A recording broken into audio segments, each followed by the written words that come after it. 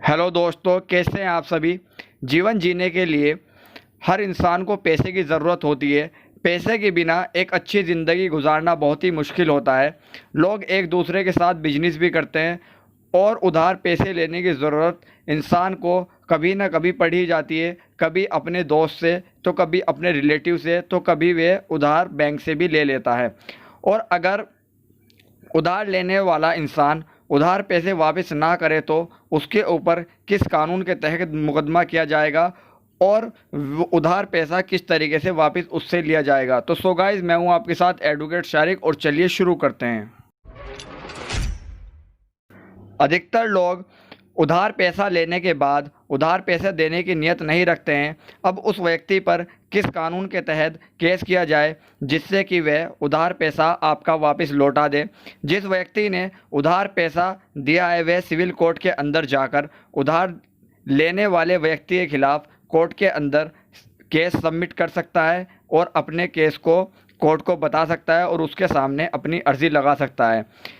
जब कभी किसी व्यक्ति को पैसा उधार दिया जाता है तो उसके लिए स्टाम्प पर एक नोटरी करा लेनी चाहिए, या फिर अगर जो हो सकता है तो आप किसी गवाह के सामने उसको पैसा दें ताकि आपका पैसा आने वाले समय में सिक्योर रहे। वे आदमी अगर जो अपनी बात से भी मुकर जाता है तो जो दो गवाह हैं वे इस बात की गवाही दे सकते हैं कोर्ट के अंदर जाकर कि इस व्यक्ति ने इस फला व्यक्ति से इतने इतने पैसे उधार लिए थे और इतने समय के लिए। यदि वह व्यक्ति अपनी बात से मुकर जाता है कि मैंने कोई पैसा आपसे नहीं लिया है और पैसा नहीं देता है तो फिर किस धारा के तहत उस पर मुकदमा होगा और किस तरीके से उससे अपना पैसा वापस लिया जा सकता है।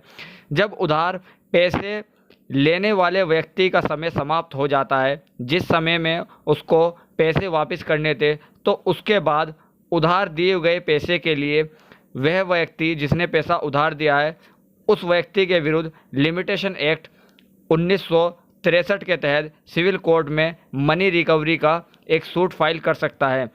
लेकिन आप लोगों को एक बात ध्यान रखनी होगी कि जब समय समाप्त हो जाता है पैसे देने का, उसके 3 साल के भीतर ही आपको ये केस दायर करना होगा, नहीं तो आपका पैसा ना ही तो कोई कोर्ट दिला सकती है और ना ही कोई कानूनी तरीका है कि जिससे आपका पैसा वापस आ सकता है।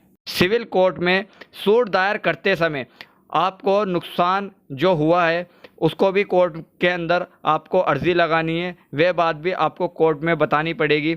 जैसे आपने 1 लाख रुपए दिए हैं तो उसके ऊपर कोर्ट आपको ब्याज भी दिला सकता है कि वो पर, लेकिन कोर्ट डिसाइड करेगा कि कितना ब्याज दिलाना है, कितना आपका नुकसान हुआ है और कितने समय के लिए आपने पैसे दिए थे और कितना समय अब हो गया है कि जिस व्यक्ति ने आपका पैसा नहीं दिया है। वो चाहे तो कोर्ट 2%, 4%, वो कोर्ट को जितना अच्छा लगता है वो कोर्ट अपने हिसाब से उससे ब्याज आपके पैसे पर दिलवा सकता है। अब मैं आप लोगों को 3 साल वाली लिमिट का भी फंडा बता देता हूं कि इसका क्या है। मान लीजिए आपने किसी व्यक्ति को 1 लाख रुपए उधार दिए हैं 1 जनवरी 2019 को, ठीक है, और उसने आपसे 3 महीने का समय मांग लिया है कि 3 महीने बाद मैं आपका पैसा लौटा दूंगा। उसने फिर आपको अप्रैल, मई और जून में 10-10 हज़ार रुपये करके लौटाना शुरू कर दिया। उसके बाद जो 70,000 रुपये बचे वो देने से इनकार कर देता है। तो अब ये 3 साल आपके कब से काउंट होंगे, जब से उसने पैसा देना शुरू करा है या फिर जो लास्ट वाला है? इस बात में आपका कन्फ्यूजन है तो मैं आपको दूर कर देता हूँ। जब वो लास्ट किस्त देगा उस किस्त से आपका 3 साल का ये पीरियड जुड़ेगा, ठीक है दोस्तों।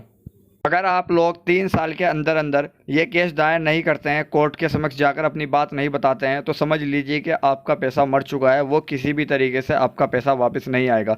तो सो गाइस, अब तो आप समझ ही गए होंगे कि यदि आपका पैसा किसी ने उधार लिया और देने से मना करता है तो आप किस तरीके से वो अपना पैसा वापस ले सकते हैं। अगर जो वीडियो अच्छी लगी है तो प्लीज़ लाइक करें, अपने दोस्तों के साथ शेयर करें, कमेंट करके हमको बता सकते हैं कि आपको क्या कन्फ्यूजन है, और चैनल को सब्सक्राइब करना ना भूलें। मिलते हैं एक नई वीडियो में नए टॉपिक के साथ। जब तक के लिए जय हिंद।